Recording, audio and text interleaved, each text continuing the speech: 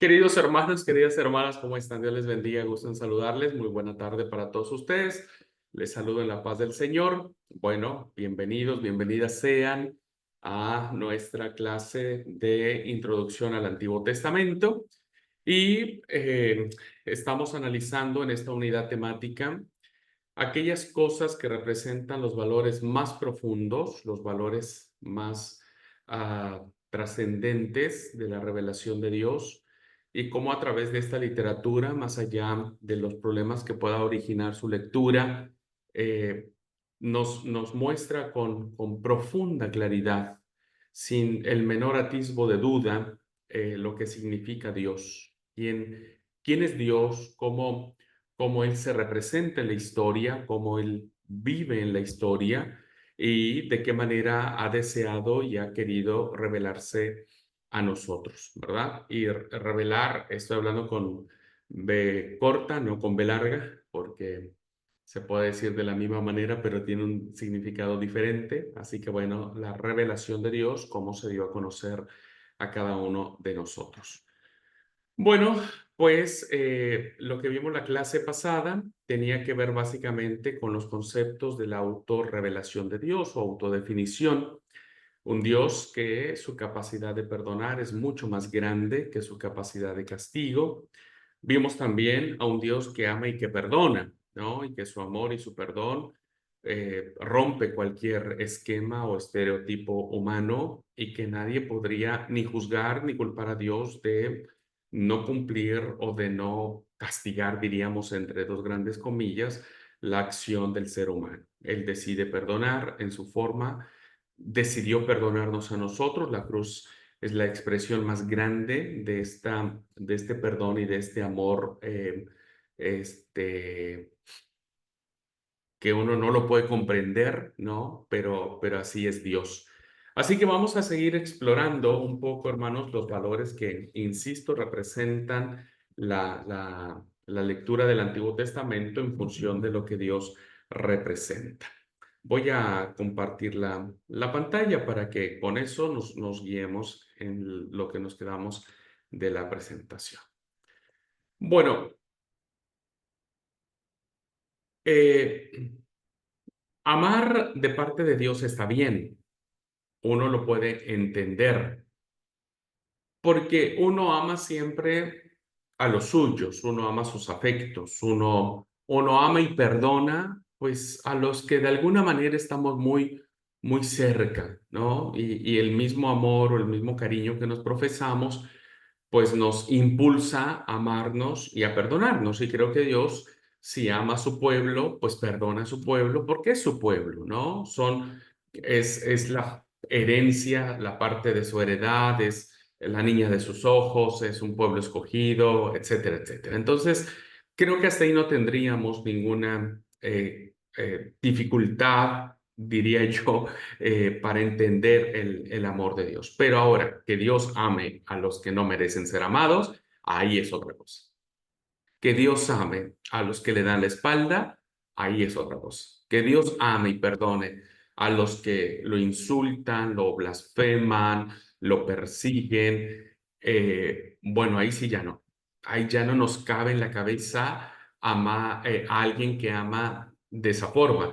Por eso, cuando ustedes ven a alguien que perdona a otra persona que ha sido su ofensor, por lo regular siempre decimos, pero ¿por qué hiciste eso, no es cierto? Y sos mala, ¿no? Sos malo. Hay otra palabra que se usa, sos tonto como o tonta como para perdonar a esa persona que no lo merece.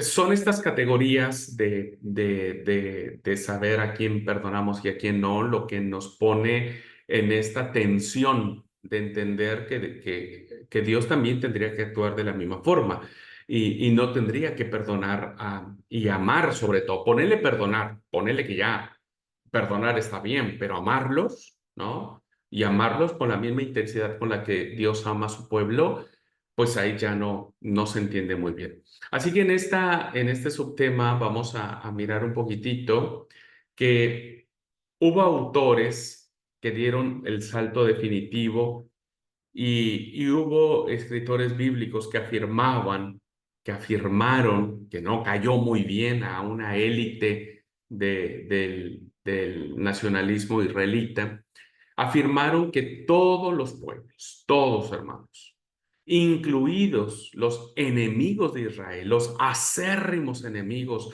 de Israel, recibirían la misericordia de Dios, el amor de Dios, el perdón de Dios. Esto pues no puede entenderse, ¿no? ¿Cómo perdonar a tus captores? ¿Cómo perdonar a tu asesino o al asesino de tus hijos o al asesino de tu esposa, etcétera? Sin embargo, en la literatura antigua vamos a ver que este es el mensaje más fuerte y más contundente que existe en el Antiguo Testamento respecto del perdón. Y este es el mensaje que encontramos en el libro de Jonás.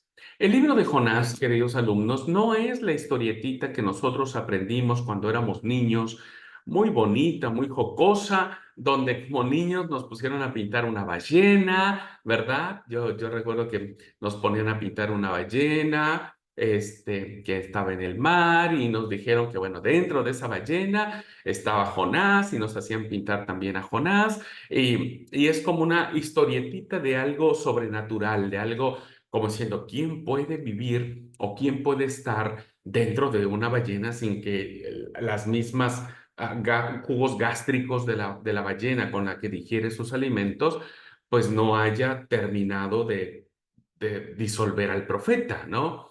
Entonces, pero nos hemos quedado ahí, ¿verdad? El libro de Jonás, ¿qué es? Pues es el libro donde el profeta es enviado a Nínive, pero como no quiso predicar a Nínive, se fue para otro lado y luego Dios lo castigó y lo mandó al vientre de una ballena y ahí quedamos, ¿verdad?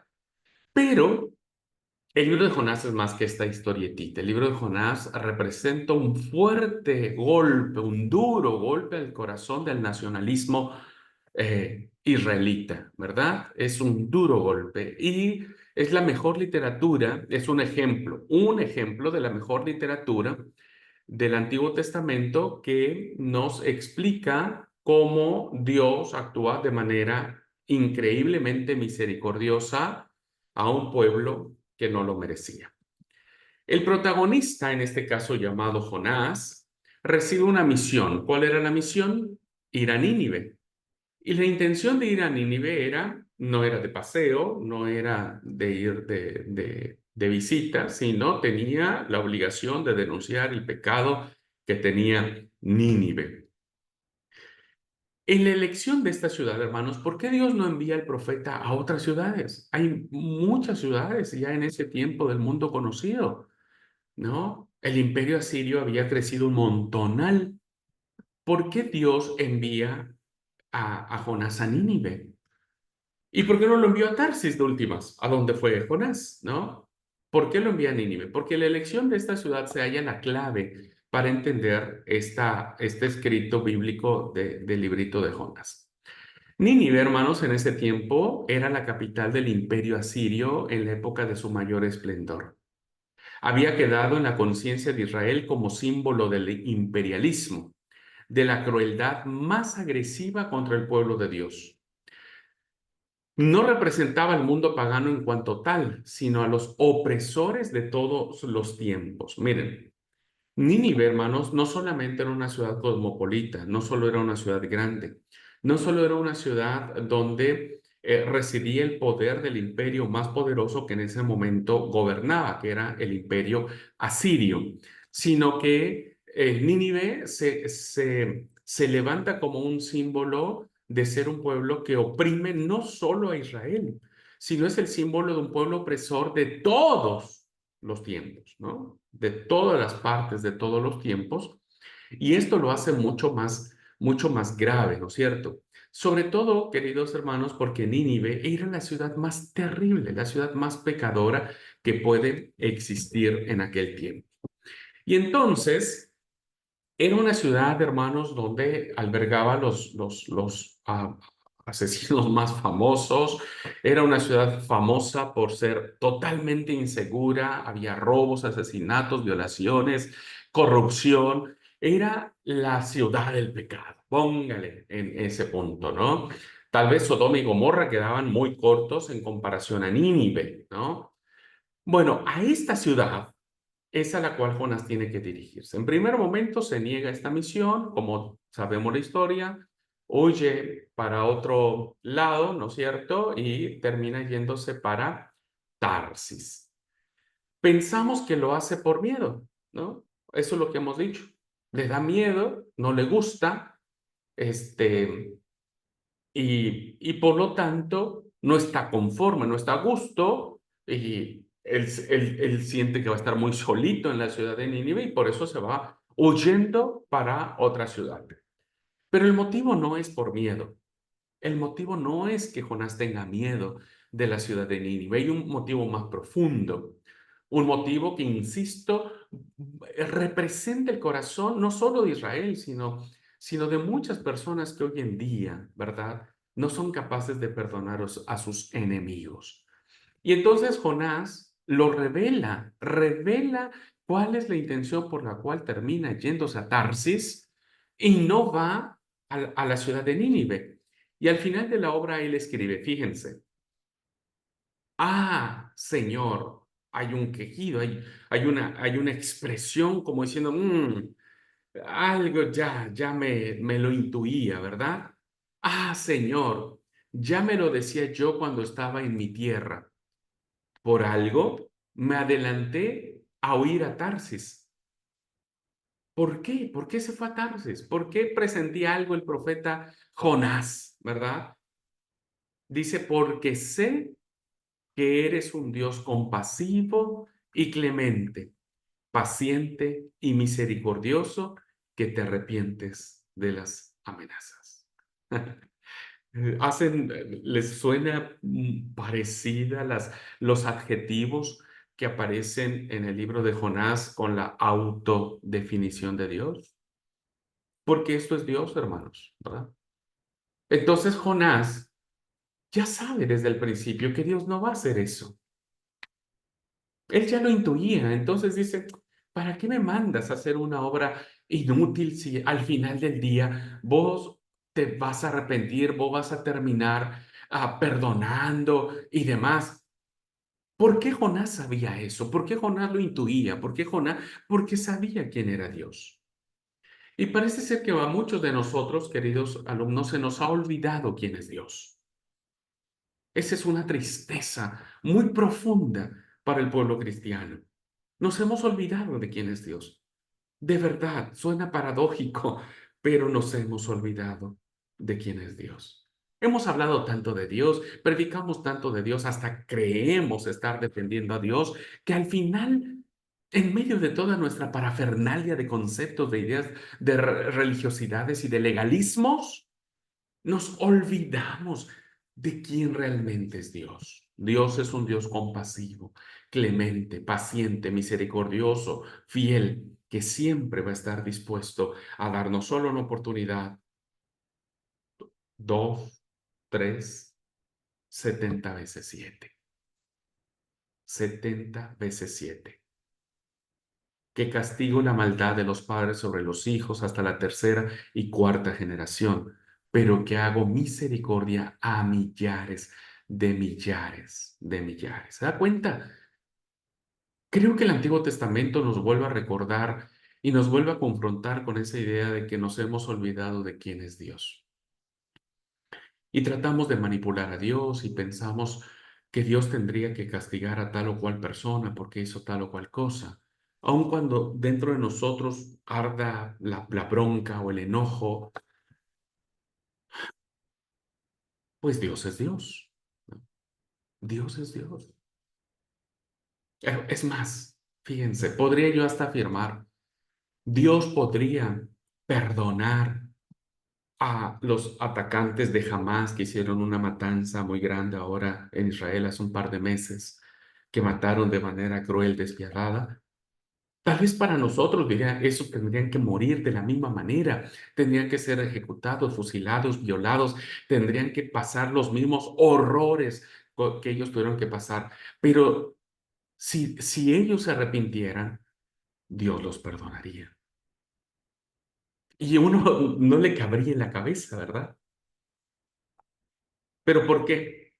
Porque hemos dejado de conocer a Dios. Y nos hemos centrado en un Dios que es a nuestra conveniencia, lo hemos hecho a nuestra forma y pensamos que Él tiene que responder de la misma manera.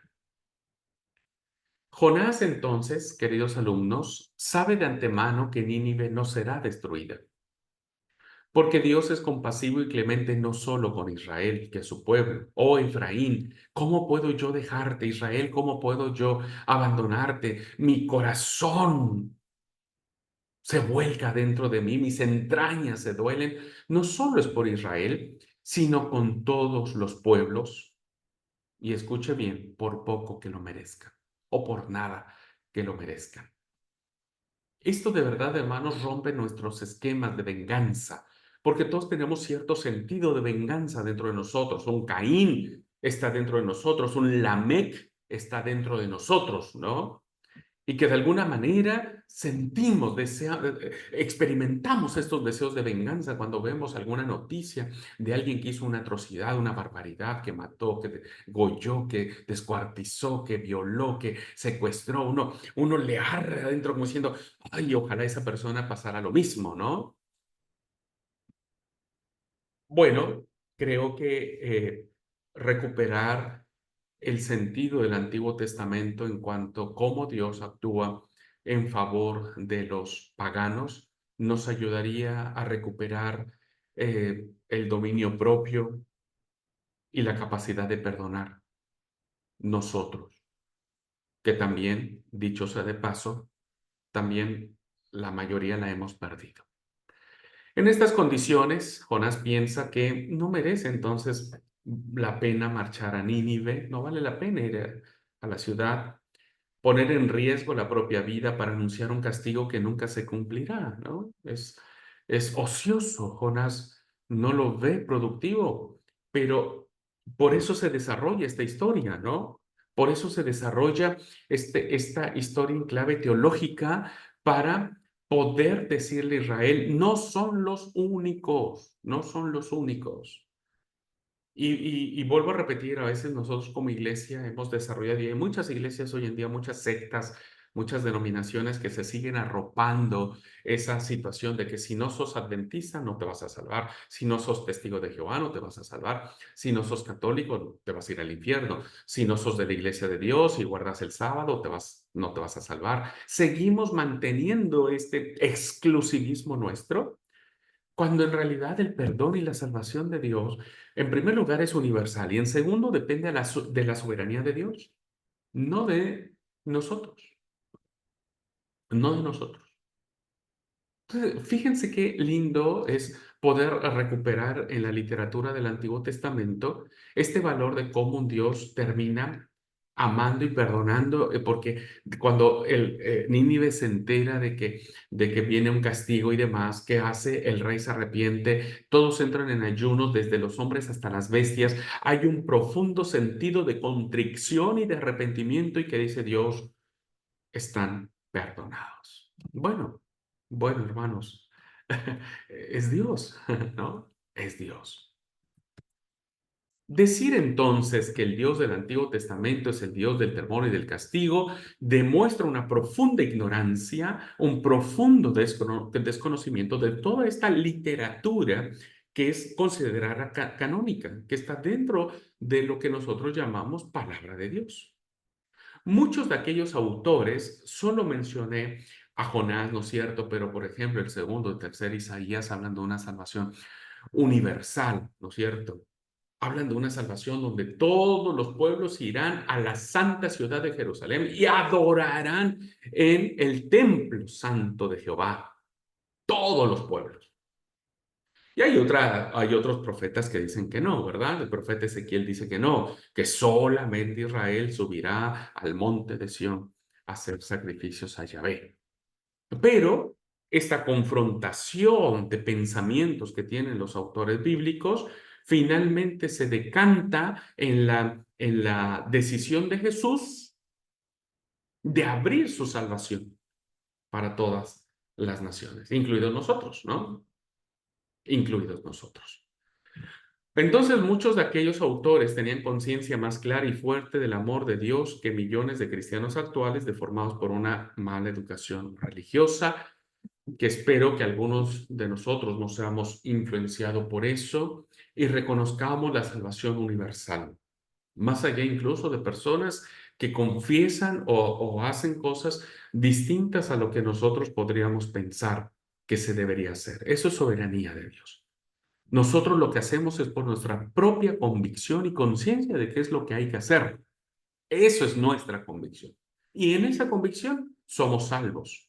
En esta convicción hemos encontrado esperanza. Pero nunca debemos decir o pensar que solamente nosotros somos los únicos que nos vamos a salvar.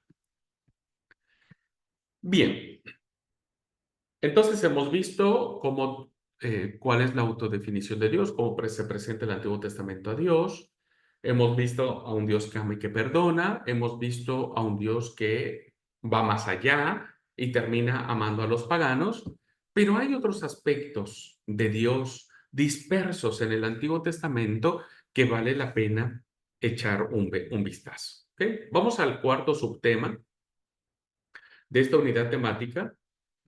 Y dice lo siguiente: esta idea capital del amor de Dios podemos completarla con otros aspectos interesantes. No nos cabe duda que el amor de Dios es tan grande y tan, no sé si la palabra correcta es tan lleno de misterio que uno no alcanzaría a comprenderlo en su totalidad. Por ejemplo, el Antiguo Testamento nos enseña un valor fundamentalísimo, hermano, que eso es algo que nosotros no hemos aprendido de Dios, porque es algo que a nosotros nos vuelve locos, perdóneme la expresión. Dios no tiene prisa. No, no, no, Dios no tiene prisa y eso nos vuelve locos a muchos de nosotros, ¿verdad? Dios siempre va a trazar sus planes y los va a llevar a cabo lentamente en su tiempo, en su forma, en su momento. Pero eso, hermanos, en la teoría es re lindo, ¿verdad? Escrito aquí en la diapositiva se lee muy lindo, pero en la práctica es terrible. Para aquellos que hemos esperado una respuesta de Dios, una respuesta pronta, una respuesta acorde a lo que nosotros estamos pasando, o acorde a lo que nosotros estamos viviendo, o acorde a lo que hemos pedido, y no llega, nos volvemos locos, ¿verdad? Y nos desesperamos. Algunos tomamos las cosas en nuestras manos. Otros terminan ah, renegando de Dios, ¿verdad? Terminan yéndose de la iglesia porque ya no creen más en Dios, terminan volviéndose ateos, gnósticos, etcétera, mil otras cosas. Porque no hemos, yo vuelvo a insistir y perdóneme la insistencia necia que pueda tener yo, pero creo que el grave error que tenemos los cristianos es que hemos dejado de conocer a Dios. Dios no tiene prisa. Dios no tiene ninguna prisa. Pero Señor, me estoy muriendo. Dios no tiene prisa, porque Él tiene planes y Él sabe lo que hace. Alguien enseña, hermanos, que Dios escribe derecho con renglones torcidos. Dicho en palabras del profeta Isaías, mis caminos no son sus caminos. Hay una película incluso, y creo que hay un libro que se llama Los renglones torcidos de Dios. Yo vi la película, interesante en su tesis que abarca la película, pero a veces uno se pone a pensar que cuando uno pasa por mil y un desgracias, pues termina uno siendo motivado a decir, a pensar: Dios me olvidó, Dios me abandonó, Dios me está castigando, Dios es malo, Dios es vengativo. Y a veces este hecho, hermanos, de decir, como dijo el profeta, mis pensamientos no son sus pensamientos y mis caminos no son sus caminos, pues nos hace pensar claramente que debemos cultivar la virtud de la paciencia y sobre todo la virtud de la confianza ciega y absoluta en Dios.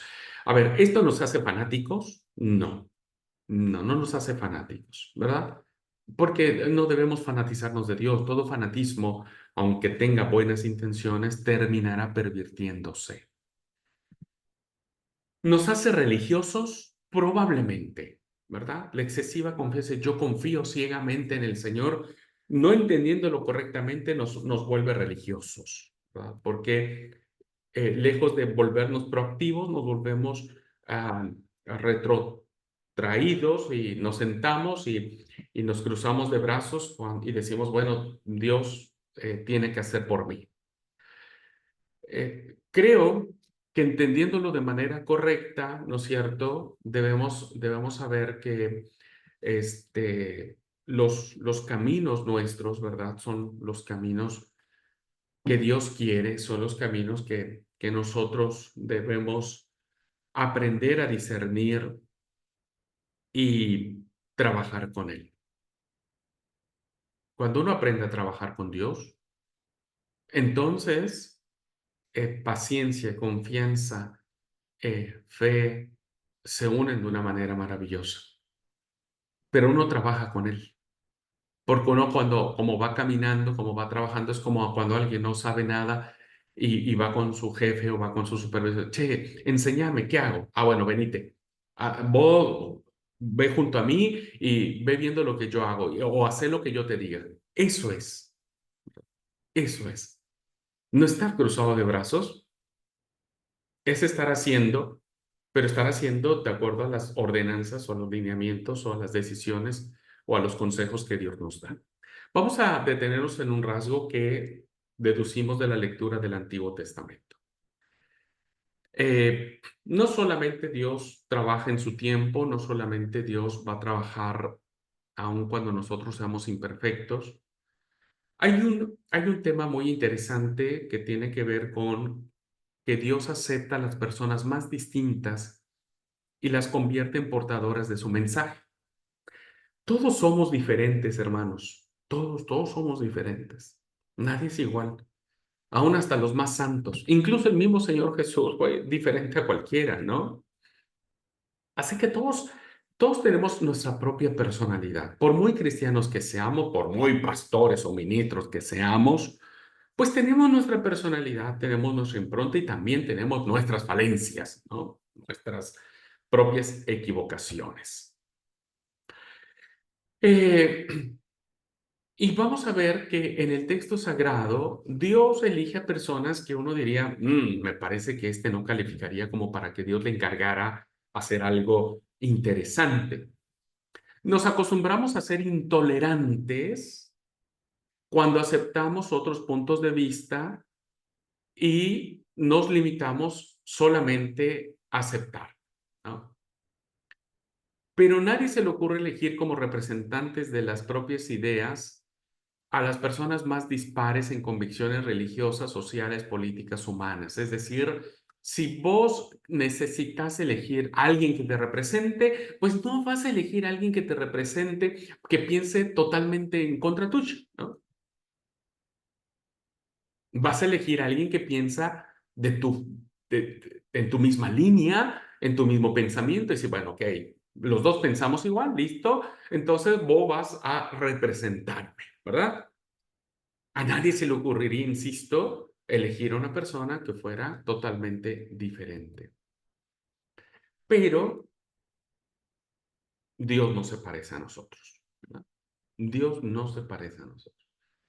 Y volvemos otra vez a rescatar este valor fundamental. Dios va a aceptar a las personas más distintas en su personalidad, en sus ideas, en sus pensamientos, en sus reacciones, y las va a convertir en mensajeros, en enviados suyos, en sus representantes.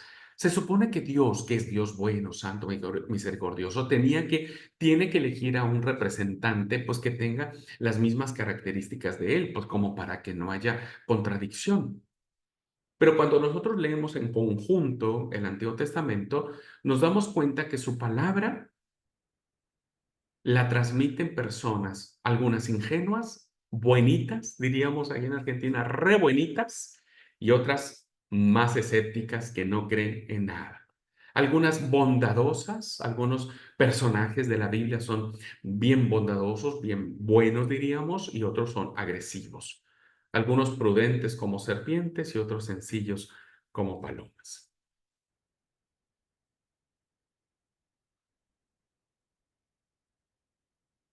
¿Por qué decimos esto?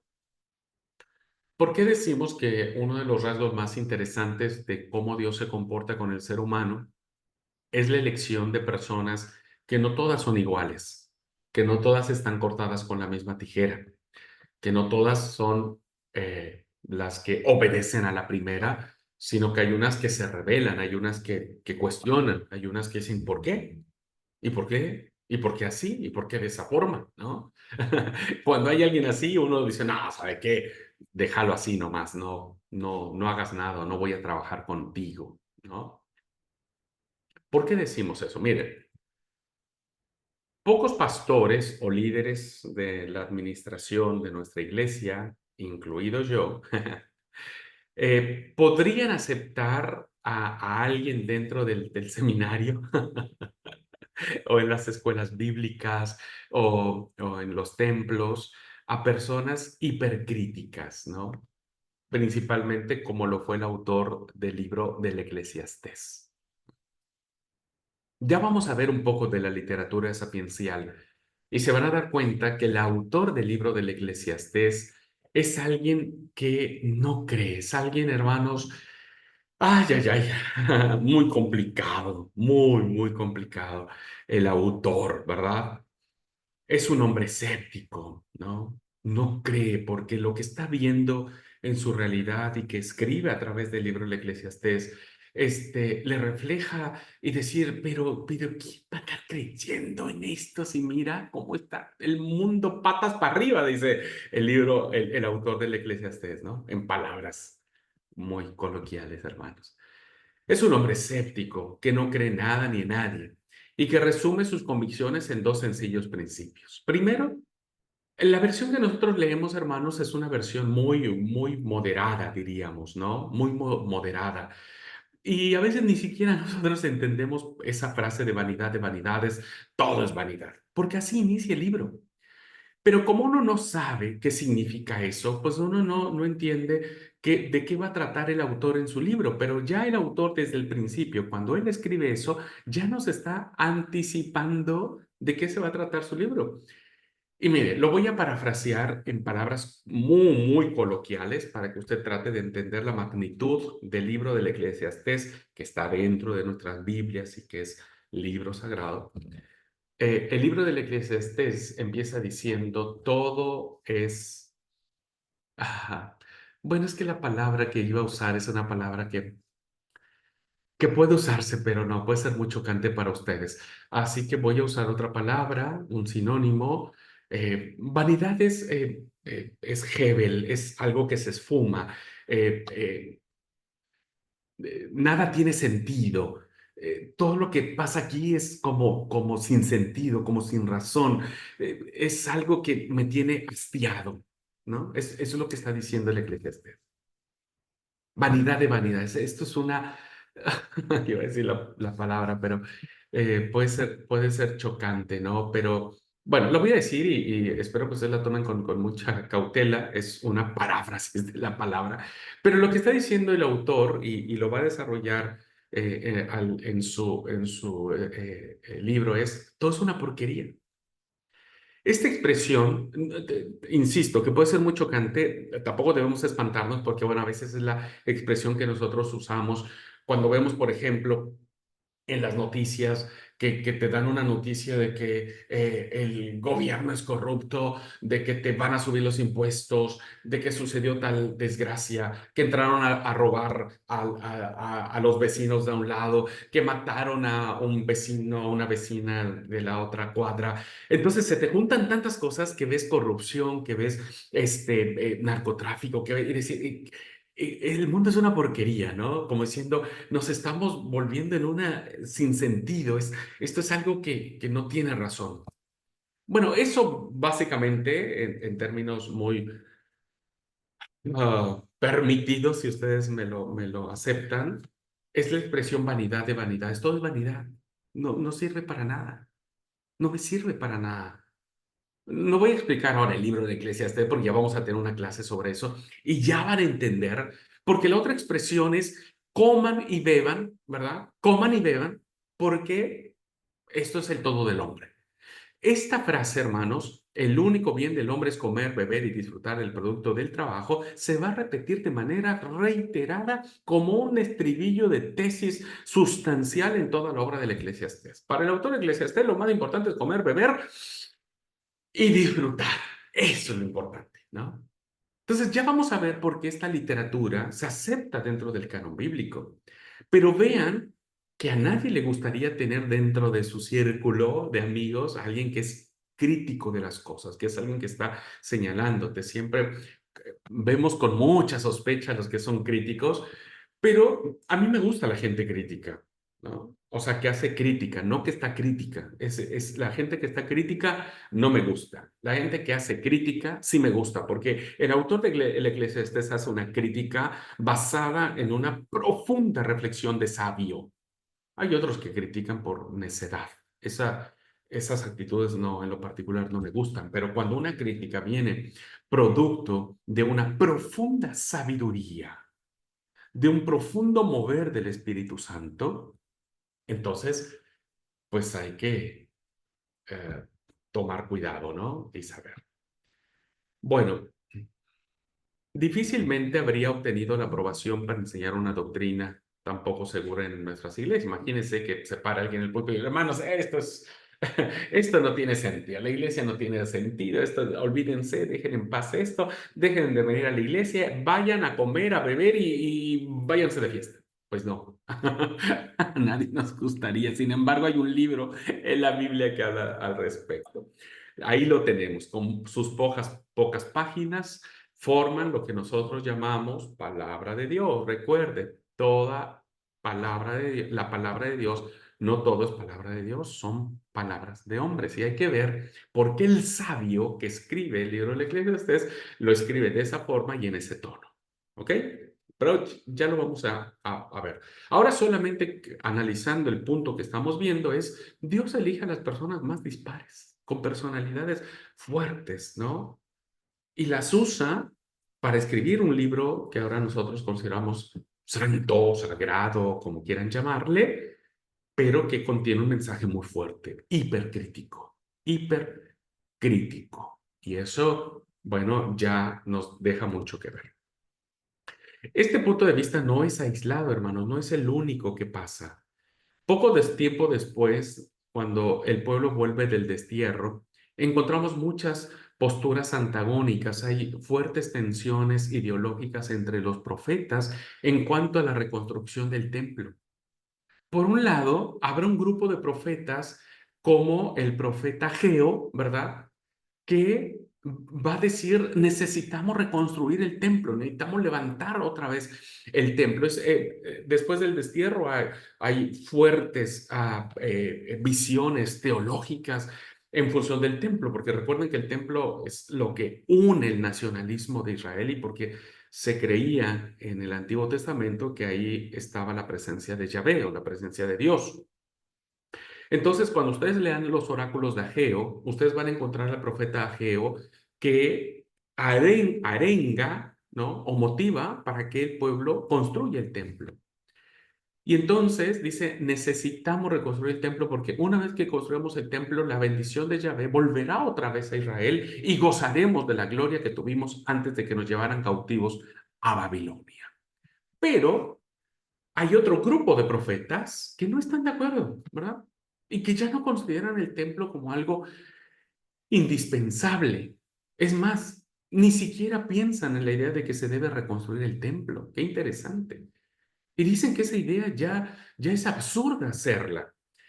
Y lo vemos en el profeta Isaías, en el tercer Isaías, que dice, así dice el Señor, el cielo es mi trono y la tierra el estrado de mis pies.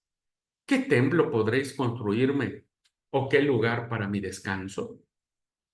Esta idea de que el templo ya no es necesario fue muy arraigada, hermanos, y este fue uno de los motivos, tampoco lo voy a explicar ahora, pero es muy importante que ustedes lo tomen en cuenta, porque este es el motivo que lleva a Esteban, no sé si se acuerdan de él, el primer mártir en el Nuevo Testamento, que termina siendo apedreado y todo. Este es el motivo. El motivo es el templo.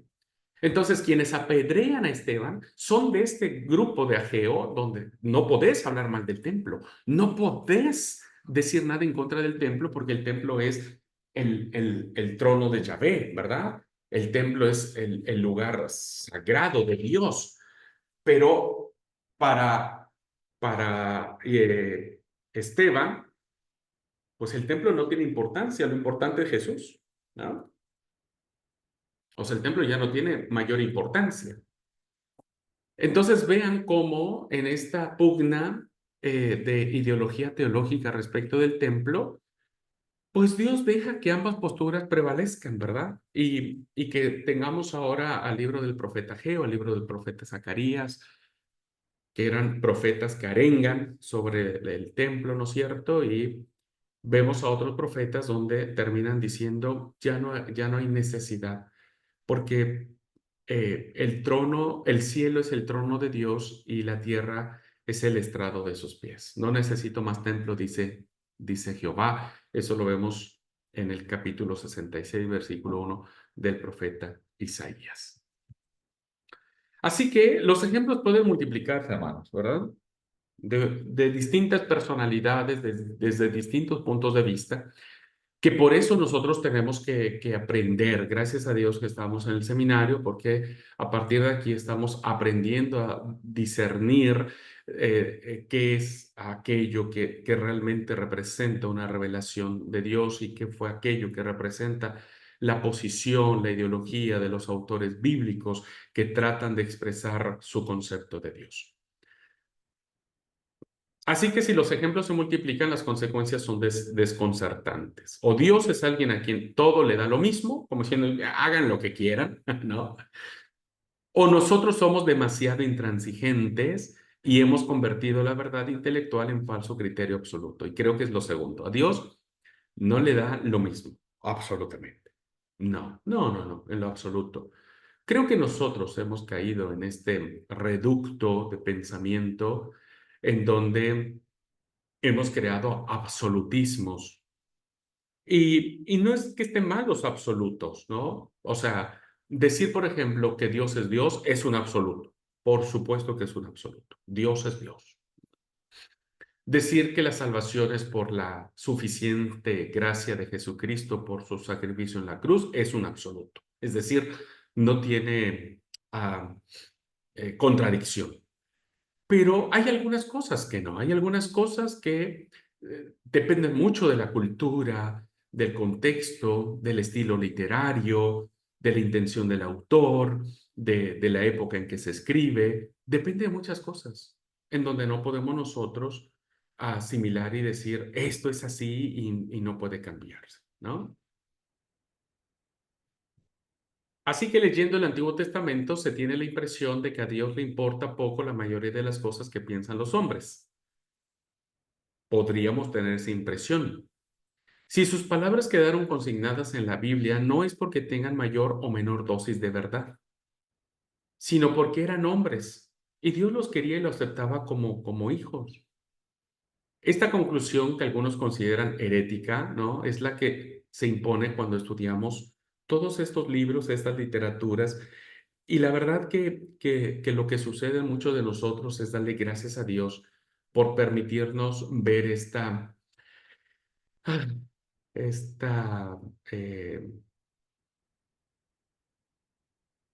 gracia de personalidades, ¿no? Que se dan en la Biblia, porque nos hace parecernos a nosotros. Miren, si estuviéramos todos los estudiantes ahora de esta materia y empezáramos a discutir algunos puntos que hemos visto, nos vamos a dar cuenta que cada uno tiene su propio punto de vista y cada uno lo entiende de manera diferente y que cada uno lo va a defender de manera diferente. Algunos porque estudiaron otros libros, otros autores y tienen otra visión. Algunos porque les enseñaron de esa manera. Algunos porque llegaron a esa conclusión natural y lógica. Entonces, si nos pusieran a todos nosotros a escribir algún libro del Antiguo Testamento, estoy en una hipótesis, ¿verdad? Si hubiera esta oportunidad, pues escribiríamos libros tan dispares en donde para nosotros, algunos de nosotros, el templo ya no tiene importancia, como pasó en la pandemia, fíjense. En la pandemia, muchos hermanos seguían defendiendo la importancia del templo. Y ahí tenía que abrirse el templo porque allí es donde tenemos que adorar. Y habíamos otro grupo, incluido yo, que no creíamos que el templo era importante, que nosotros podíamos tener nuestra relación con Dios, la comunión y las bendiciones, la santificación del sábado en nuestras casas, ¿no? Para no abrir los templos y demás. Algunos nos catalogaban a los que decíamos que no como faltos de fe, como que algunos hermanos nuestros, ¿no? Porque nosotros decíamos, no, no vamos al templo para no contagiar, para no permitir que nadie muera, para cuidarnos, para ser obedientes a las autoridades, etcétera. Pero había hermanos que decían, no, eso es falta de fe, no creemos en Dios, Dios puede sanarnos, Dios nos puede proteger. Fíjense cómo hasta hoy, siglo XXI, ¿no? Donde supuestamente tenemos ya la palabra de Dios, pues seguimos teniendo ideas tan dispares, ¿no? Que llegó un momento decía, ¿quién tiene la verdad? ¿No? El grupo que decía que habría que abrir el templo e ir en época de pandemia, o el grupo que defendía que no, el templo no era importante. No se trataba de quién tenía la verdad. Finalmente, Dios nos sigue amando a los dos grupos, si lo planteamos de esa manera, ¿no? Dios nos sigue amando y hoy pasó ya la pandemia, pero si nosotros hubiéramos escrito en ese momento de la pandemia, pues nuestros escritos hubieran sido tan diferentes como del profeta Ageo, como del profeta Isaías, ¿no? Muy bien. Así que bueno, este es un punto importantísimo, hermanos, que nosotros tenemos que ir analizando al momento de desarrollar nuestra interpretación del Antiguo Testamento. Ajá. Bueno, otro tema que tiene que ver con estos otros aspectos que nos plantea la lectura del Antiguo Testamento, tiene que ver con algunos personajes. Como segundo gran valor indicaría que el Antiguo Testamento nos enseña a vivir la fe con el ejemplo de personas concretas, ¿verdad? No solamente hablamos del hipercrítico Eclesiastés o del Coeleth, ¿no? Sino también vemos autores bíblicos que con su ejemplo nos inspiran, nos animan a seguir conociendo de Dios. Los hombres deseamos modelos con los que identificarnos. Siempre, de alguna manera, crecimos con la idea de parecernos a nuestros superhéroes. O siempre decimos, cómo me gustaría ser tal artista de cine, como aquel campeón olímpico, un héroe militar, un gran empresario, un eminente político. Bueno, son como referentes, ¿no? Bueno, yo del político no, ¿verdad? Del político no, pero algunos sí anhelan ser como tal o cual presidente o qué sé yo, ¿no? En fin, hay como referentes de nosotros, ¿no? Algunas mujeres quieren ser la Mujer Maravilla, por ejemplo. Está bien, está bien. Esta idea de asemejarnos a alguien o de referenciarnos con alguien fue muy influenciada por la Iglesia Católica, quien durante muchos siglos la lectura de la vida de sus santos, ¿verdad? Motivó a esta expresión, que lejos de hacer un bien, y lo digo con mucho cariño y con mucho respeto para la teología católica, eh, causó realmente un gran mal, porque abrió esa brecha, ¿verdad?, entre lo santo y lo secular, ¿no? Entonces, lo santo eran aquellas personas que ah, eran perfectas, angelicales, eran virtuosas, eran así como... Y cuando uno se comparaba con esos santos, pues uno terminaba diciendo, no, pues yo creo que cuando me muera, a mí no me van a beatificar ni me van a canonizar, o yo soy terrible, ¿no?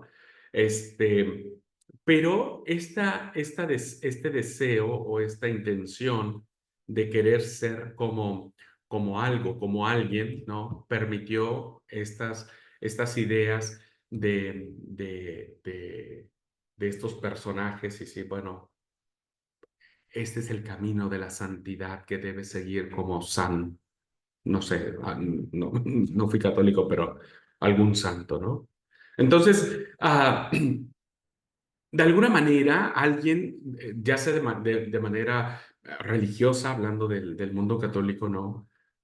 Hasta a veces dentro de nosotros hay así como, uy, cómo me gustaría ser como aquel pastor, como aquel ministro, cómo predica, cómo habla. Son como estas aspiraciones en las cuales queremos como identificarnos, ¿no? Aquella diaconisa, aquella hermana que ora muy bonito, que tiene un carácter muy gentil, etcétera. Bueno, queremos ser como tal o cual.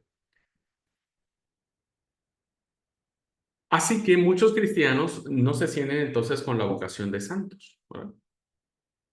¿Por qué? Porque dicen, nah, yo no voy a llegar a ese punto. Y entonces nos contentamos con ser bondadosos, amables, serviciales, que nos caemos y nos levantamos las veces que sean necesarias, ¿no? Y entonces, para muchos de nosotros, puede ser la lectura del Antiguo Testamento puede ser un gran descubrimiento. ¿Por qué? Porque evidentemente los personajes que nos refleja el Antiguo Testamento no son los santos de la teología católica, sino más bien fueron hombres y mujeres de carne y hueso, ¿verdad? Como nosotros, con grandes virtudes que los hizo ser lo que fueron, pero también con grandes fallos, con grandes falencias, con grandes problemas, ¿no? ¿Me regalan un segundito, hermanos? Un segundito, por favor.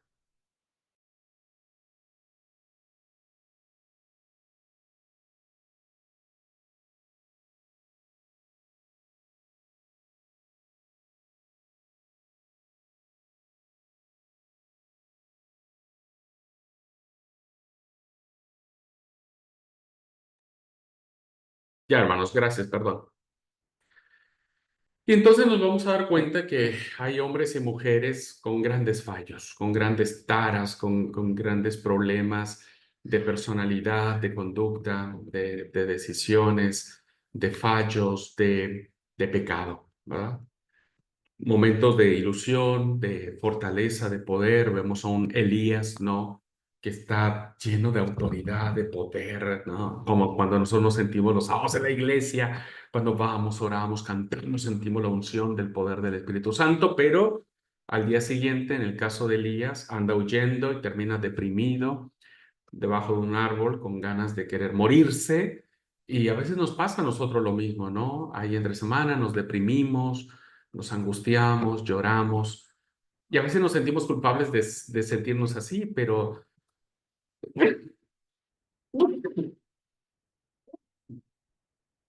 Perdón, perdón. Pero sorpresa, hermanos, eso lo vivieron todos los personajes de la escritura, ¿no? No hay ninguno, incluso el mismo Señor Jesús vivió todos estos aspectos emocionales, el Jesús histórico, del poco conocemos muy poco, del cual conocemos muy poco, vivió también todas estas experiencias, ¿no? Este, de equívocos. Yo sé que el Señor no pecó, ¿verdad? En el sentido de pecado que nosotros tenemos, pero seguramente en algún momento erró, ¿no? En vez de poner una tabla de 5 pulgadas, puso una tabla de 10 pulgadas, ¿no? Cuando estaba haciendo los muebles porque era carpintero. Claro que se equivocó y se pichó o se argeló o se enojó. Dice, ay, ¿cómo? No me di cuenta que tenía que poner otra tabla diferente. Todos, absolutamente todos, en nuestra humanidad, somos personas de carne y hueso, con virtudes y fallos, con momentos de ilusión, de desánimo, momentos felices, tristes, momentos en los que nos sentimos con toda la pila y momentos en los que nos sentimos deprimidos, angustiados, con temor. Quien en momentos de gran dificultad o crisis profunda sea incapaz de adoptar una actitud cristiana ante el sufrimiento, podrá actuar como Job, que Job no es el paciente Job, Job es alguien que se revela con B larga y lucha, interroga, blasfema. en busca de respuestas, pregunta, grita, llora, maldice el día de su muerte, el día de su nacimiento, ¿no es cierto? Dice, maldito sea el día en que se dijo, niño o varón ha sido concebido, ¿no? Y este concepto, ¿no? Nos deja ver a un hombre que experimentó las emociones más profundas y más dispares que alguien sumido en la desgracia puede vivir y experimentar. Quienes no han vivido eso nos volvemos muy jueces de alguien como Job, ¿no? Y condenamos a las personas que gritan, que se enojan con Dios y las humillamos, las maltratamos y no, ¿cómo no puedes decir eso? Bueno, habría que vivir las cosas como para decir eso, ¿no es cierto? El que nota que su fe pierde cada vez más contenido y se limita a dos o tres ideas, a veces ni siquiera las esenciales, podrá consolarse recordando la experiencia del Eclesiastés, que el Eclesiastés inicia con todo esto y va descubriendo en su obra, ¿no es cierto?, lo, lo, el sentido, él mismo encontrándole sentido a aquellas cosas que considera que son vanidad, que no vale nada, ¿no es cierto? Y, y termina con un hermoso momento, ¿no? El fin del discurso que yo les he dicho es este. Temer a Dios y guardar sus mandamientos es todo el hombre. Al final encuentra este sentido, ¿verdad? Así que no hay que desesperarse ante la tragedia del mundo, que parece ser que todo el mundo se nos viene encima y que esto no tiene fin y que esto no va a acabar. No, debemos consolarnos recordando que siempre hay una luz al final del túnel y eso lo encontramos en el cole. O quien atraviesa una crisis de vocación, aquel líder, aquel pastor, aquella diaconisa, aquella hermana que tiene algún cargo que dice no puedo más, voy a abandonar, voy a renunciar, tengo muchos problemas, no me siento apta, quiero claudicar. Bueno, baste ver al profeta Jeremías. Busquen en Jeremías cómo él sacó mucha fuerza. Fue un hombre que lo maltrataron, fue un hombre que, este, eh, que el rey estaba en contra de él, que el sacerdote del templo estaba en contra de él, que el pueblo estaba en contra de él, que nadie lo quería, ¿no? Y llega un momento donde Jeremías dice, no puedo más, ¿no? No puedo más. Si yo en ese momento le dijera al Señor, listo, te dejo, te abandono, porque eso es lo que quería Jeremías. Él mismo dice, no podría porque el fuego de Dios ardería dentro de mí y no me dejaría, no me dejaría. Entonces, fíjense, queridos alumnos, cómo cuando uno empieza a mirar a cada uno de estos personajes y saca lo mejor o lo peor de ellos, siempre nos vamos a sentir identificados. Y si ellos han ocupado un lugar dentro del Salón de la Fama de la Fe, en la memoria del Padre Eterno, pues también nosotros, ¿verdad? También nosotros. Nosotros también vivimos con todas estas inquietudes, miedos, temores, luchas, enojos, caídas, fracasos, triunfos, éxitos, ministerios muy lindos, ministerios fracasados, planes de trabajo que han tenido éxito, planes de trabajo que no, que nos han criticado, que nos han señalado, que nos han levantado falsos testimonios, ¿no? En fin, un montón de cosas de las cuales no voy a decir todos los ejemplos que hay en la Biblia, pero estos son suficientes para darnos cuenta que el Antiguo Testamento nos habla de hombres que con su fe, con su ejemplo, su perseverancia, nos motivan, nos ilustran, nos ayudan a mantenernos en el camino de la fe. ¿Okay? Así que todo esto justifica un hecho curioso. Fíjense, cuando el autor de la Carta de los Hebreos intenta presentar a los cristianos, quienes pueden servirles de modelo para su fe, ¿a quiénes elige? Pues elige a los personajes del Antiguo Testamento, ¿no? Entonces Hebreos capítulo 12 se convierte, se le llama a este capítulo el Salón de la Fama de los héroes de la fe. Y entonces pone como ejemplo de la fe cristiana el autor de la epístola a los Hebreos a estos personajes, ¿verdad?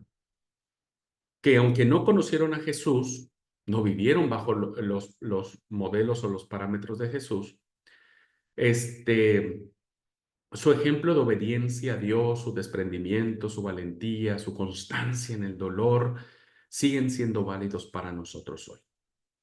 No debemos considerar los hombres lejanos, mujeres extrañas, sino como dice Hebreos 12:1, sino como una grande nube de testigos de la fe, de la cual nosotros ahora formamos parte, ¿verdad? Dice que algunos fueron aserrados, cortados a la mitad, que fueron echados en ollas hirviendo, que fueron atravesados por flechas, que fueron asesinados, que estuvieron asalto de mata, en fin, de los cuales el mundo no era digno, dice el autor a los hebreos. Así que qué interesante, queridos hermanos, resaltar esta línea de investigación y de argumentación y de aplicación que tiene el Antiguo Testamento en función de nuestra propia vida cristiana. Y es así entonces como hemos abordado este primer subtema que tiene que ver con estos valores de Dios, ¿no es cierto? Con estos valores de eh, del actuar de Dios. Habría mucho más para decir, pero me parece que ha sido lo suficientemente preciso para desarrollar en ustedes como estudiantes el deseo de seguir investigando, el deseo de seguir profundizando la bondad, la misericordia, la verdad, la paciencia, la fidelidad de Dios, ¿verdad? Y cómo se manifiesta en su amor, en su perdón, en aceptarnos como somos, en nuestras distintas personalidades, sin hacer acepción de personas, el haber provisto a historias de hombres y de mujeres que se parecen muchísimo a nosotros y que de esa manera nuestra fe vaya creciendo, se vaya haciendo más grande, más fuerte, más poderosa, y nuestra fe sea mucho más ah, entera, nuestra fe sea mucho más llena de significado. ¿Ok? Bueno, pues ¿alguna pregunta? Noé, Claudia, Lina, hermanas, ¿alguna pregunta?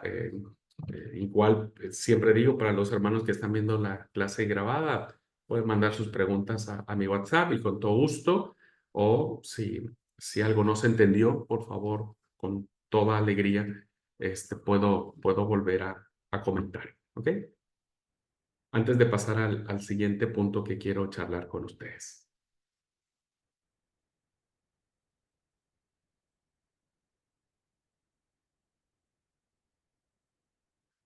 Bien, Noé dice que vamos bien. Gracias, Noé. Muy bien. Bueno, igual saben, hermanas, que si algo quieren, ustedes saben que pueden meterse en cualquier momento de la clase. ¿Ok? Bueno, déjenme avanzar entonces y vamos a mirar ahora otro tema respecto de los valores que encierra el Antiguo Testamento. ¿Ok? Y este es un valor social. Este es un valor social muy bueno, muy interesante y muy desafiante, ¿no? ¿Qué es la dimensión sociopolítica? A veces pensamos que la política no es, no, se dice cuando uno habla con alguien, bueno, hay dos cosas no vamos a hablar, ni de política ni de religión, ¿no? Bueno, está bien, porque a veces uno termina no sabiendo separar las cosas y termina uno peleándose, pero la política está más presente en el texto bíblico de lo que ustedes imaginan, ¿eh?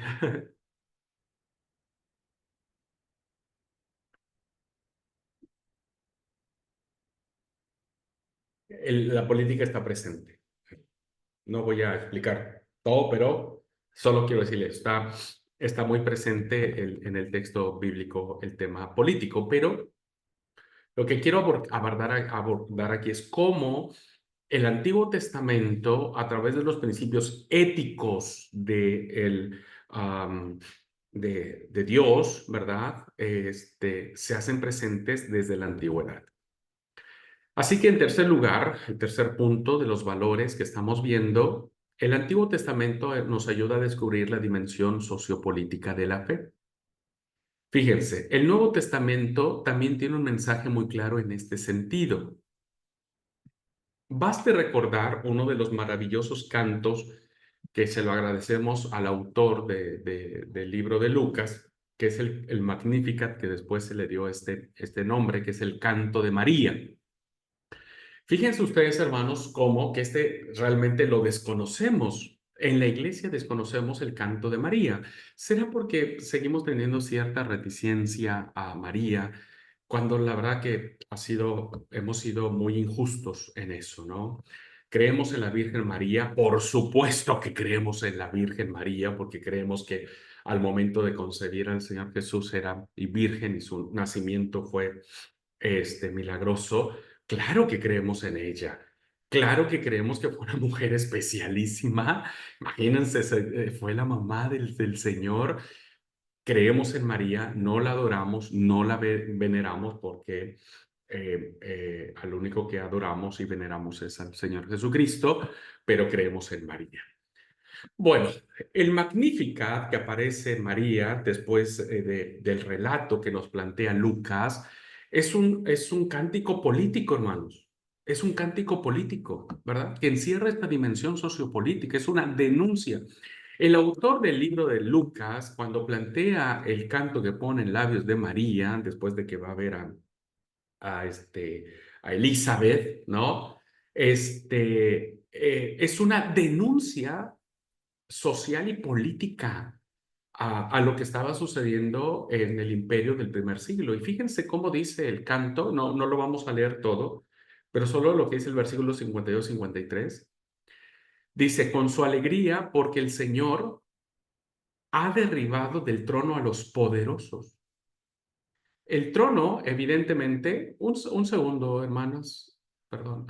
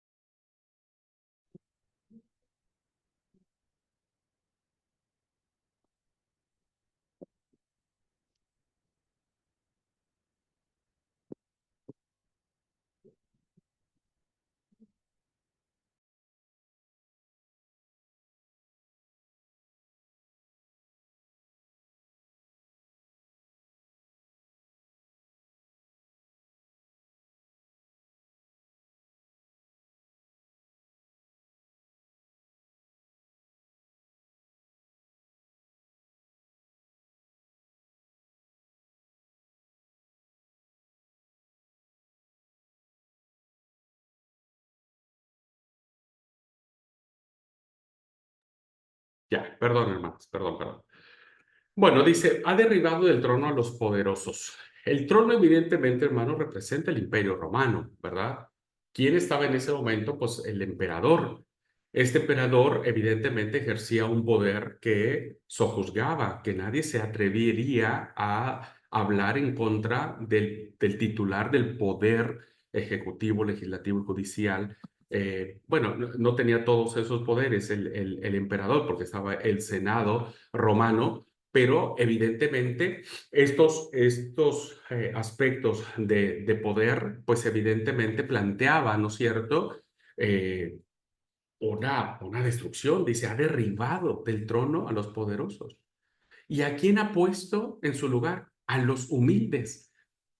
¿Qué es lo que hace un sistema de gobierno? ¿Qué hace un sistema político, hermanos, en cualquier país? Pues termina haciendo más pobre a los pobres, ¿verdad? Porque en la política los pobres siempre son funcionales a la política. Y, y eso sucedía también en el primer siglo. El imperio, o todos los imperios, sojuzgaban a los pueblos más pequeños, en este caso Israel, y había convertido al pueblo en una grande pobreza con tantos impuestos o tantos tributos que Roma exigía. Entonces, fíjense que dice, ha derribado del trono a los poderosos y ha exaltado a los humildes.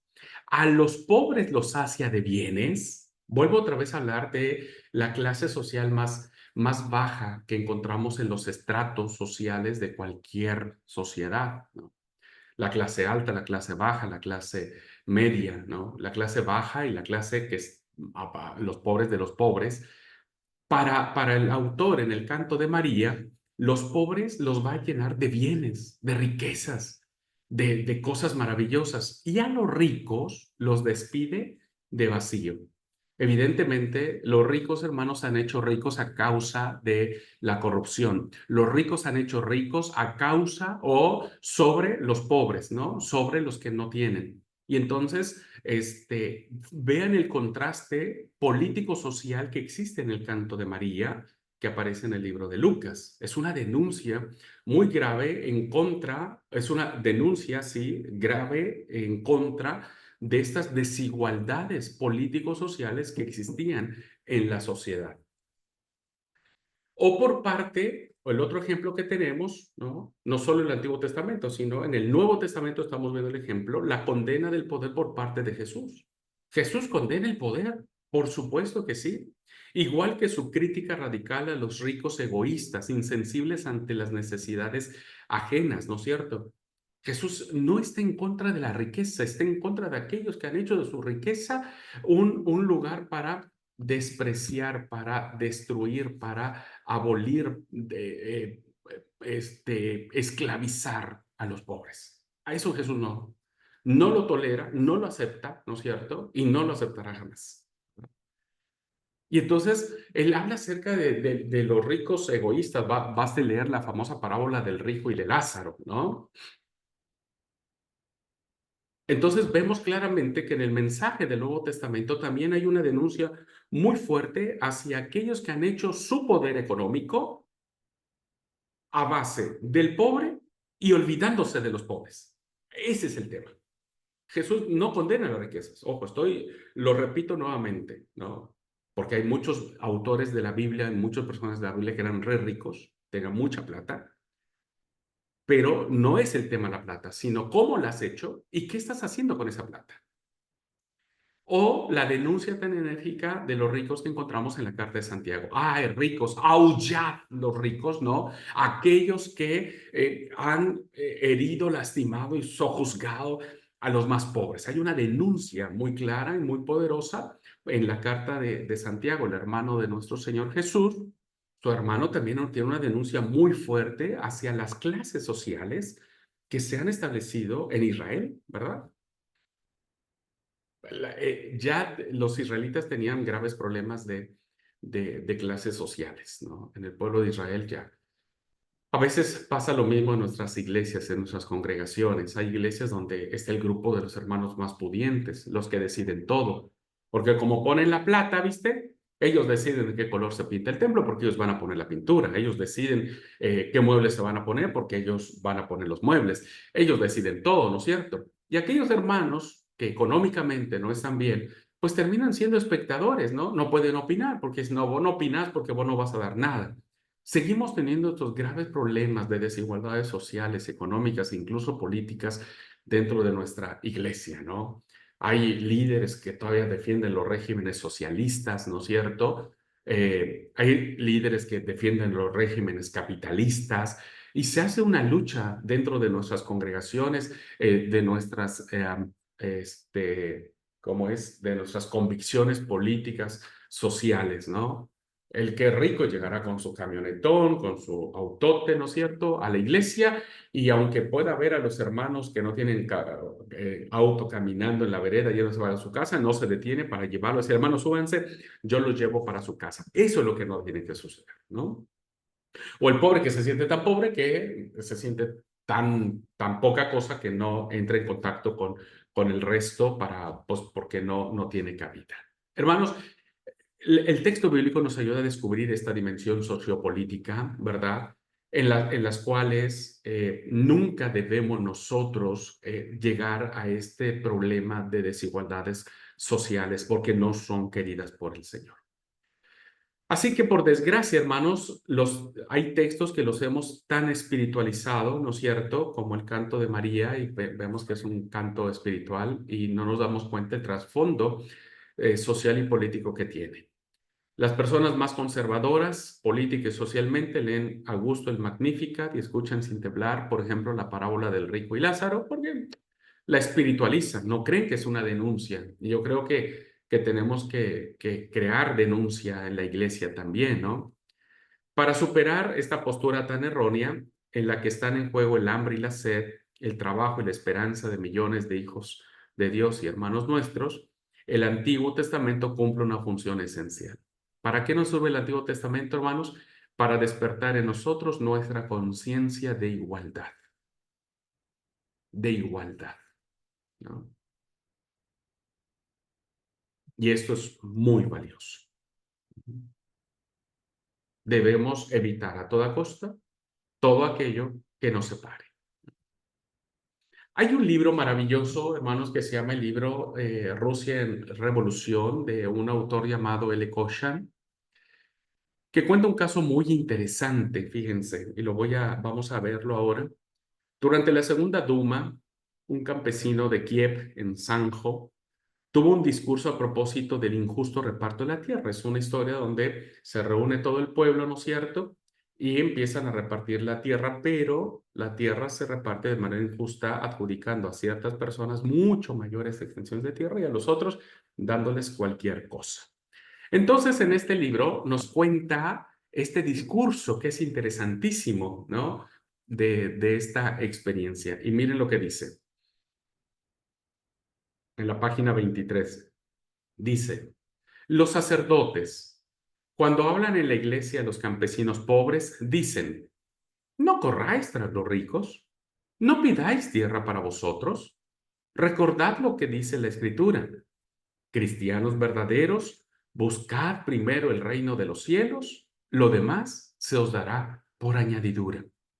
Pero, ¿por qué el terrateniente puede poseer un montón de tierra mientras al campesino no le queda más que el reino de los cielos? También dice el libro de Levítico que la tierra pertenece al Señor y todos tenemos derecho a ella. Qué interesante, ¿no? Este es un discurso que da un duro golpe al corazón de las desigualdades sociales. Y dice, los líderes de la iglesia le dice a la gente del campo, a los campesinos, no, ustedes no busquen la ambición de las tierras, eso déjenselo para otras personas, ustedes conténtense con buscar el reino de los cielos, conténtense con tener tesoros en el cielo y ya Dios les irá bendiciendo. Este es el discurso que ha estado, hermanos, presente en todos nuestros pueblos, en todas nuestras naciones, ¿no? El pobre tiene que seguir siendo pobre. ¿Qué va a hacer? Y entonces, Koch en su libro dice, pero ¿por qué el terrateniente se puede tener un montón de tierra y nosotros los campesinos solamente tenemos la promesa del reino de los cielos? ¿No te parece injusto? Ahora, si el sacerdote, si el cura de la iglesia, el párroco de la iglesia me dice que la escritura dice que tenemos que buscar primero el reino de Dios, bueno, la escritura también dice en Levítico que la tierra es del Señor y que todos somos merecedores de la tierra. Entonces debemos repartir las cosas de manera igual. Bueno, este concepto, hermanos, de denuncia social, ¿verdad?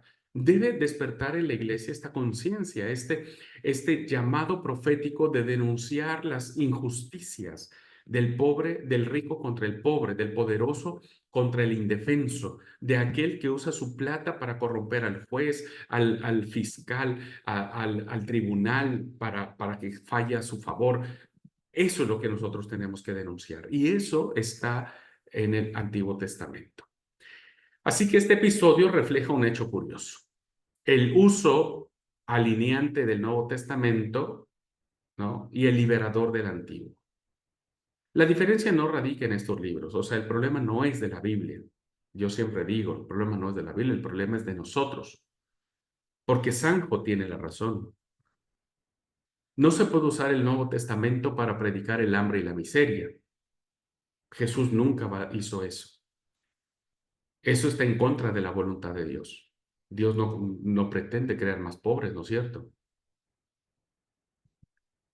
Parte del mensaje, hermanos, lo podemos encontrar Déjenme, porque esta es la última diapositiva. Voy a compartir con ustedes, permítanme un segundito. Voy a compartir con ustedes un video y yo quiero que ustedes reflexionen sobre este video, por favor, de un cantautor argentino famosísimo y la verdad que yo no lo conocía hasta que lo investigué para efectos de la clase.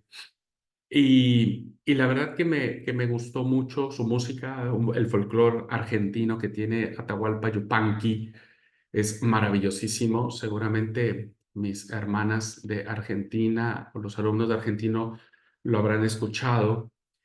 Y Atahualpa Yupanqui tiene una canción muy poderosa que se llama Preguntitas sobre Dios, ¿verdad? Preguntitas sobre Dios. Entonces,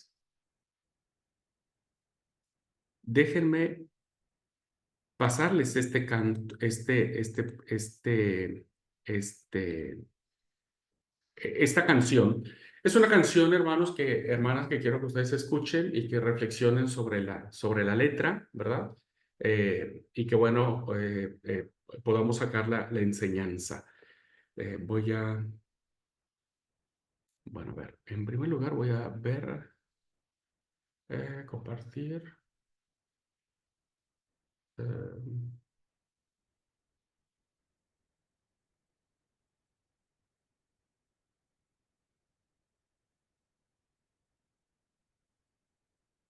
Bueno, creo que estaría. Por favor, no, Clau, me avisan si se escucha el video. Lo voy a poner ahora un segundo, porque aquí está la opción, ya está. Listo. Creo que sí, ahora se va a escuchar. Eh, muy bien.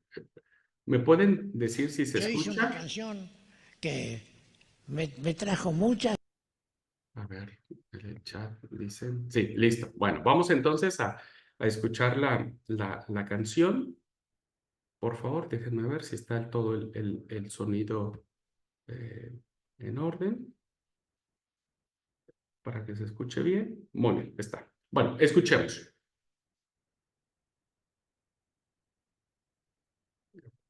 Principio. Yo hice una canción que me trajo muchas satisfacciones y muchos dolores de cabeza también, porque estuve 100 días preso en una cárcel por esta canción que se llama Preguntitas sobre Dios. Yo no quería faltar al respeto, a lo que la gente respeta y ama. Yo tengo también la obligación de respetar, de respetar. Yo no seré muy no seré muy creyente. Yo soy un poco como era mi padre. Cuando mi madre decía, mamá me decía, yo soy creyente, mi padre la miraba y decía, yo soy dudante. Bueno, yo también soy un poco dudante. Tengo algunas dudas. Por ejemplo, yo les puedo contar a ustedes brevemente una pregunta y una respuesta. Puedo decirles por qué soy dudante. No es una falta de respeto. Por ejemplo, cuando dicen, una vez me preguntaron, ¿usted cree en Dios? Y digo, tengo mucho respeto por esa imagen, mucho respeto por mamá, mi madre, adorable, adorable vasca, adorable, 1000 veces adorable, 1.000.000 de veces. Pero yo tengo mucho respeto por la imagen de Dios.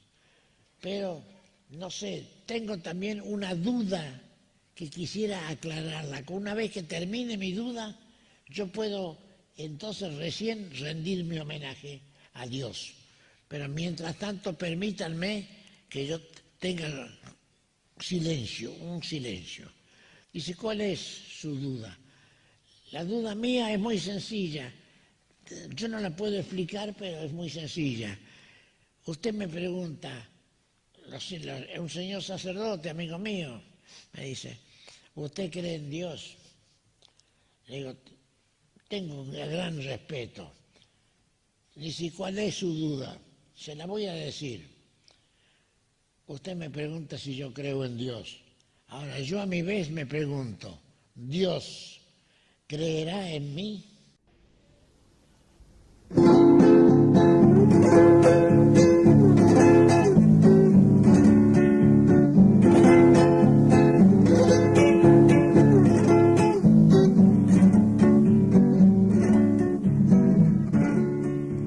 Un día yo pregunté, abuelo, ¿dónde está Dios?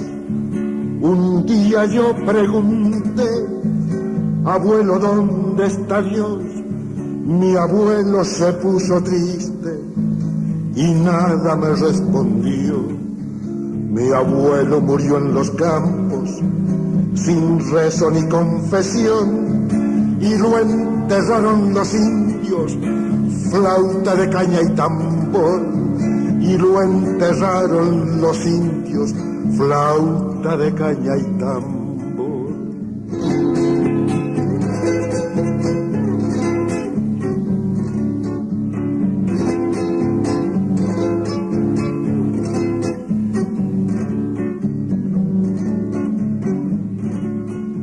Al tiempo yo pregunté, Padre, ¿qué sabes de Dios?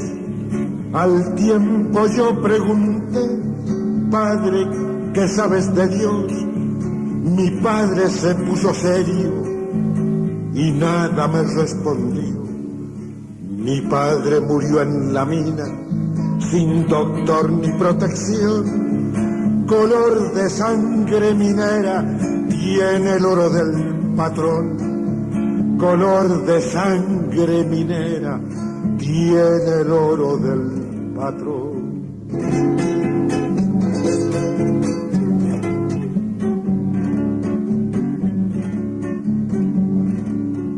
Mi hermano vive en los montes y no conoce una flor. Mi hermano vive en los montes y no conoce una flor.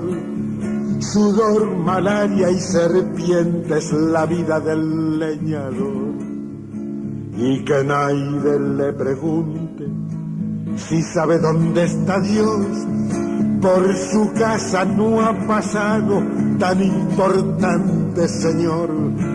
Por su casa no ha pasado tan importante señor.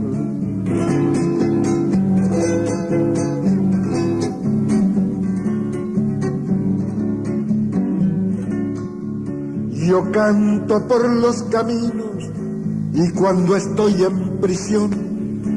Yo canto por los caminos y cuando estoy en prisión oigo las voces del pueblo que canta mejor que yo.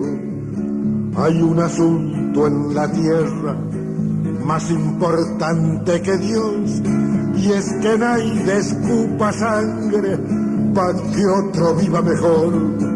Y es que nadie escupa sangre pa' que otro viva mejor.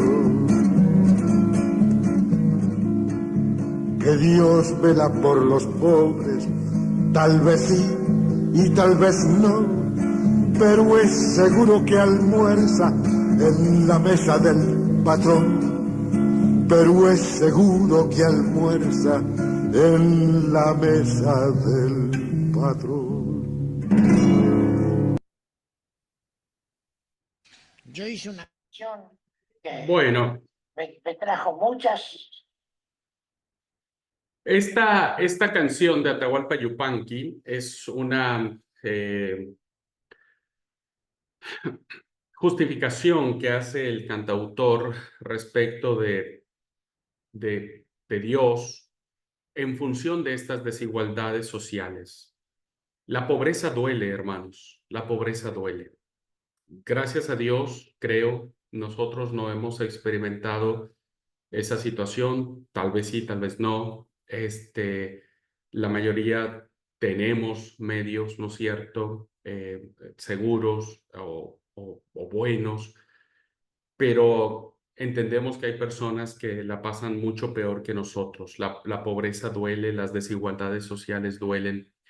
las injusticias sociales duelen y para muchas personas, para millones de personas en nuestros distintos países, hay gente que no tiene más esperanza que morir, ¿no? Para ellos la muerte es la mejor oferta de vida, la mejor esperanza de vida. Y me gusta mucho esta canción porque es una canción que hace esta... el autor decía, permítanme decirles por qué dudo de Dios. Y él en su canción decía, cuando yo le pregunté a mi abuelo, ¿qué sabes de Dios? Él no me dijo nada y terminó muriendo en el campo y los indios finalmente terminaron enterrándolo como pudieron. Cuando él le pregunta a su papá, ¿qué sabes de Dios? Él dice, tampoco me respondió. Y lo que pasó es que terminó muerto en las minas. Por eso dice, color de sangre minera tiene el oro del patrón, ¿no? Termina muerto, no hay una respuesta de Dios, algo que le diera una razón a esa persona para librarse de eso, y toda su vida vivió en la mina y murió en la mina sin que nadie se diera cuenta, y el patrón evidentemente mucho más rico. Luego le pregunta a su hermano, ¿qué sabes de Dios? Y él vive en el monte, no conoce una flor, dice la canción. Dice, acá solo hay serpientes, hay yuyos, hay piedras, y te puedo asegurar que por esta casa no ha pasado tan importante, Señor. Es decir, esta pobreza que cuestiona a Dios, donde parece ser que los tiene olvidados, donde al final dice el canto, ¿no es cierto?, la canción que compone Atahualpa Yupanqui, donde dice que lo más seguro, es probable que Dios sí se acuerde de los pobres, dice, tal vez se acuerde, tal vez no, pero lo que sí es seguro es que almuerza en la casa del patrón. Es una forma de decir, ¿no? Dios solamente está con el rico, lo prospera, lo ayuda. Eh, y al final hace una denuncia, ¿verdad?, que me suena muy interesante, y esa denuncia tiene que ver con lo que dice, hay algo en el mundo que es más importante que Dios, y es que nadie escupe sangre para que otro viva mejor. Esta frase, hermanos, nos hace pensar que muchos de nosotros vivimos para nosotros, ¿no? Solo para nosotros. Nadie piensa en el otro, nadie piensa en los demás. Hacemos obras de caridad, llevamos el kilo de amor cada mes, y eso sí lo llevamos a algunos programas en la iglesia, pero nadie trabaja, nadie tiene un trabajo como diciendo, yo voy a trabajar, voy a juntar plata para ayudarle a una persona a poner su negocio, a poner a que estudie, a que tenga un trabajito, a que aprenda un oficio. Nadie hace eso. No generalizo, por favor, no generalizo. Tal vez habrá gente que sí, pero pocos de nosotros hemos sido educados en la iglesia para que eso suceda. Siempre le pedimos a Dios para nosotros. Bendíceme, bendice mi trabajo, bendice mi estudio, bendice, dame clientes, dame a mí, dame. Y a veces andamos angustiados porque no alcanzamos a pagar la cuota de la camioneta que nos salió 20 millones de pesos o qué sé yo. O nos compramos muchos terrenos, o nos compramos unas zapatillas que valían 200,000 pesos, ¿no? Y que ahora necesitamos juntar la plata para pagar esos 200,000 pesos de las zapatillas, etcétera.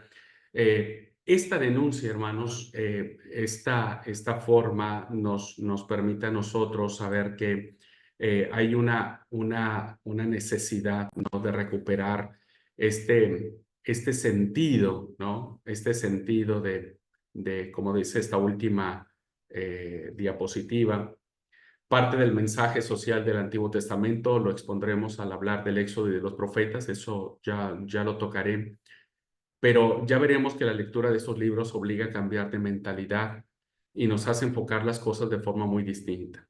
Ningún conocedor de los profetas se extrañará de estas palabras de Atahualpa Yupanqui, que a muchos pueden escandalizar y que termina diciendo, hay una cosa en el mundo más importante que Dios, y es que un hombre escupa sangre para que otro viva mejor. Así que bueno, esta parte de la dimensión político-social que encierra el Antiguo Testamento es una experiencia de despertar nuestras conciencias, de despertar nuestra capacidad de ver al otro, ¿no? De no ser injustos, de que el otro vea en Dios, ¿no? También el bienestar, el actuar de los hijos de Dios, creando niveles sociales buenos.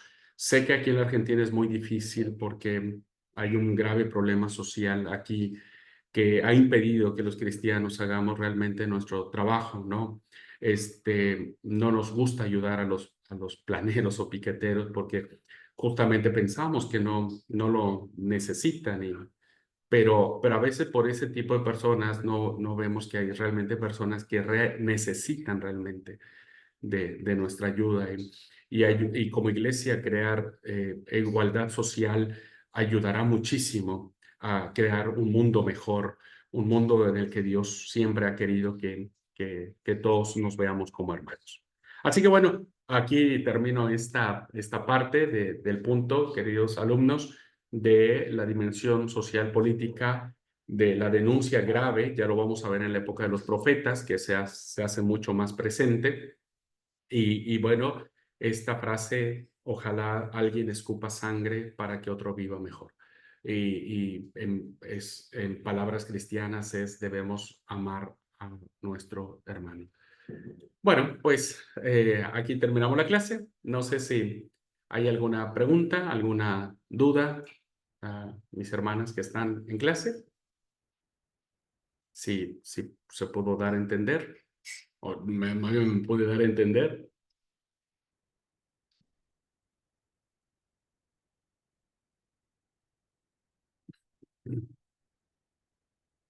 Bueno. Gracias, Noel. Bueno, pues muchas gracias, hermanas. Nos vemos dentro de 15 días, porque bueno, ustedes mañana tienen liderazgo espiritual y después entramos en nuestro periodo vacacional de invierno.